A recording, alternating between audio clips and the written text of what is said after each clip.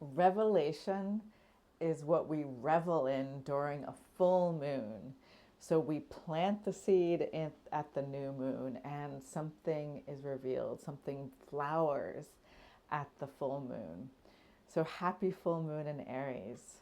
What is being revealed to us about our Aries nature?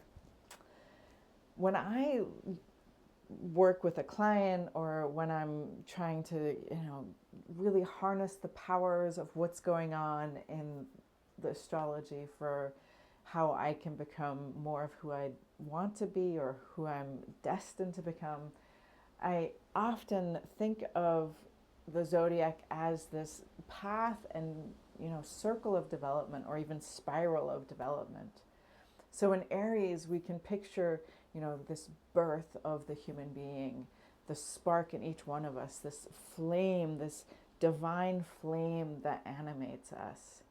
And as we travel, we move then into Taurus and become embodied. We move through Gemini and we start to talk and thereby learn how to think. And then we move into Cancer, and there's this development of the inner life. We move into Leo, and it's like, okay, see me as an individual. And then in Virgo, there's this element of refining before finally in Libra we encounter the other. So here we have our sun is in Libra. Then the cycle, of course, continues, and in Scorpios, there's the intensification of relationship going beyond birth and death. Then we move into Sagittarius, and it's this, illumination of higher worlds. It's further investigation, an expansion of the mind. And then there's the seriousness of Capricorn, where what are the things that you've done actually manifesting in real earth time facts.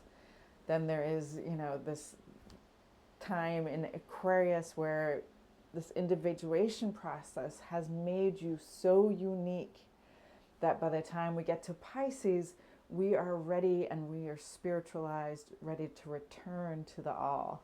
That's like your very, very quick run through the circle of the zodiac in terms of our own individual development.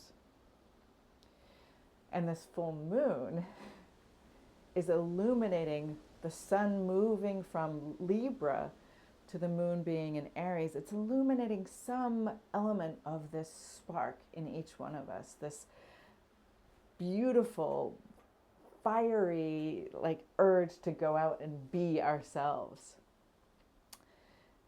Now, at the new moon, we planted kind of an intention.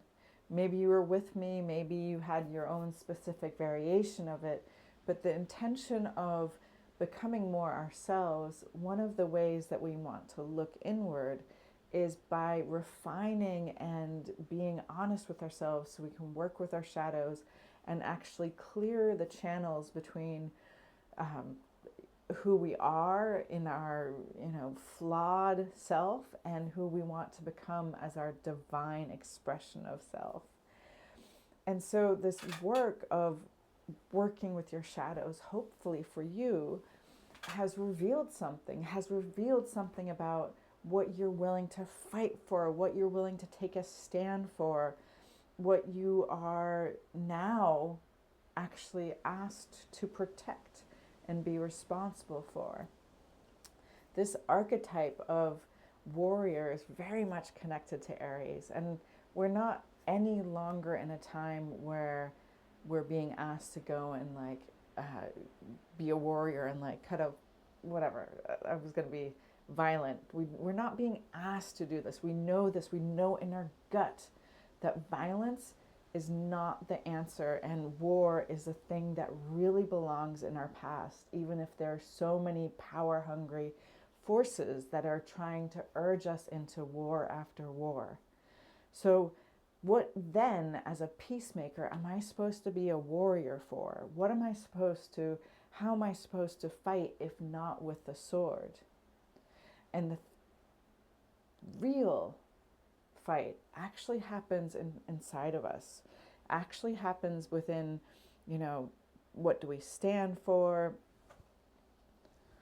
what do we love, and how are we able to develop so we can actually love our enemies? How can we actually be that kind of warrior? It takes incredible tenacity, it takes incredible will, and it actually takes incredible devotion to something larger than myself. There must be something that actually is carrying some element of our being